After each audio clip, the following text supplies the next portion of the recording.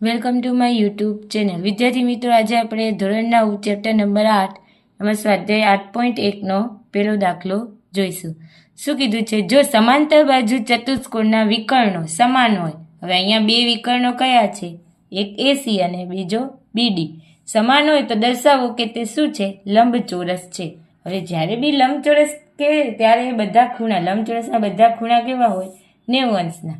તો આપણે આ ખૂણો એ અને ખૂણો બી 90 અંશનો સાબિત કરીશું. તો આપણે ખબર છે પ્રમેય 8.4માં આપણે જોયું કે સામેના ખૂણા કેવા હોય? સમાન. તો એ અને બી 90 થઈ જાય તો એનો સામેનો ખૂણો સી અને બીનો સામેનો ખૂણો ડી એ પણ કેવા થઈ જાય? 90 થઈ જાય. એટલે આપણે એ અને બી 90 છે એ આપણે સાબિત કરીશું.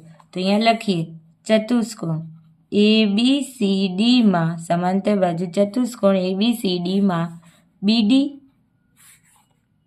બરાબર એસી. કેમ? આપણે કીધું છે વિકર્ણો સમાન છે એટલે આપેલું છે. પછી લખીએ સાધ્ય. વિકર્ણો છે ને એસી અને બીડી વિકર્ણો છે અને કેવા છે? સમાન છે. હવે સાધ્ય લખીએ. બધા ખૂણા કેવા હોવા જોઈએ? 90 અંશના. ખૂણો એ બરાબર ખૂણો બી બરાબર ખૂણો સી બરાબર ખૂણો ડી કેટલાનો સાબિત કરવાનો? 90 અંશનો. જો 90 અંશ હશે તો આપોઆપ ચતુષ્કોણ છે શું બની જશે? લંબચોરસ. હવે જોઈએ સાબિતી. સાબિતી જોઈએ. જીધું છે અહીંયા. કયા ત્રિકોણ લેવાનું? જો આ વાળો ત્રિકોણ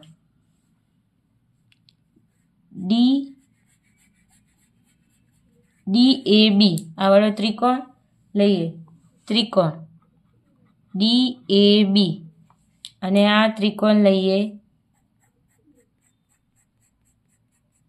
CBA. કયો ત્રિકોણ? DAB અને CBA. કેમ? જો આમાં બંને વિકર્ણ બી આવી જાય છે અને એ અને બી ખૂણા બી આવી જાય છે.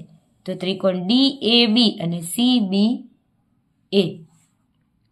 અને ત્રિકોણ CBA માં હવે જો આમાં કઈ બાજુ સામાન્ય છે? જો AB સામાન્ય છે ને બંને ત્રિકોણમાં. જો આ વાળો ત્રિકોણ અને આ વાળો ત્રિકોણ તો લખીએ AB બરાબર AB. કેમ? સામાન્ય બાજુ થઈ. સામાન્ય બાજુ. હવે તમને કીધું છે BD અને AC કેવું છે? સમાન છે. તો BD બરાબર AC. કેમ? આપણે પક્ષમાં આપેલું છે ઉપર એટલે પક્ષ ઉપરથી. પક્ષ ઉપરથી હવે બીજી બાજુ કઈ છે? જો DA અને BC. DA અને અથવા તો AD અને BC કેવી થાય? સમાંતર થાય. થાય ને? સામેની બાજુ સમાંતર બાજુ ચતુષ્કોણની સામેની બાજુ કેવી હોય? સમાન હોય. આ ત્રિકોણ છે એટલે. ચલો તો AD બરાબર BC. શું કીધું? સમાંતર બાજુ ચતુષ્કોણ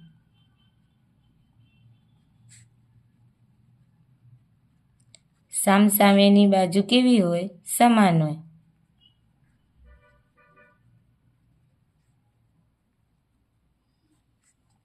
થયું? તો હવે આપણે આના ઉપરથી જો આ બાજુ અને આ બાજુ કેવી છે? સમાન છે. એટલે બાબા ઉપરથી આ ત્રિકોણ DAB એકરૂપ. ત્રિકોણ CBA કઈ શરત ઉપરથી? બા શરત મુજબ. હવે અહીંયા ઉપરથી આ એકરૂપ છે તો એને અનુરૂપ ખૂણો એટલે આ ખૂણો A અને ખૂણો B આવશે. તો લખીએ ખૂણો A બરાબર ખૂણો B કેવો થાય? સમાન થાય CT મુજબ. પણ આપણે સમાન થાય એવું સાબિત કરવાનું નથી. કેટલાનું સાબિત કરવાનું છે? 90 અંશનું. હવે તમે જોશો અહીંયા કને આ DAB આ વાળો ખૂણો અને ABC એટલે ખૂણો A અને ખૂણો B આ વાળો ખૂણો અને આ વાળો ખૂણો. જો અહીંયા C બને છે.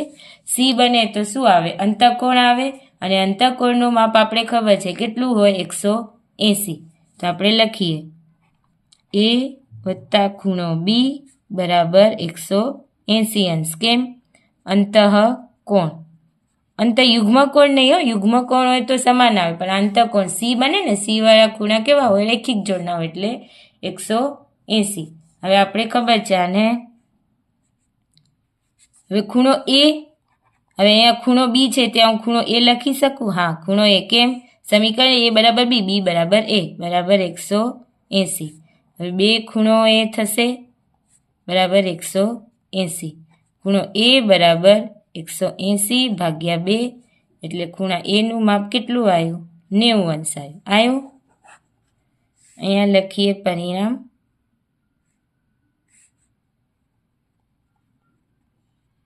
એક પરથી બે બંને બરાબર છે ને, એટલે હવે ખૂણો એ 90 આવ્યો તો ખૂણો બી બી કેવો હશે? 90.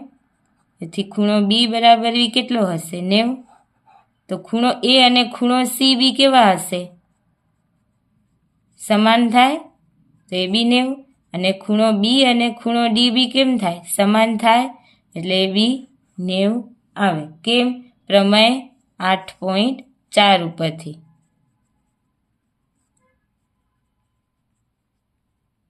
બરાબર હોય એટલે બધા ખૂણા શું થઈ ગયા? 90 સાબિત થઈ ગયા.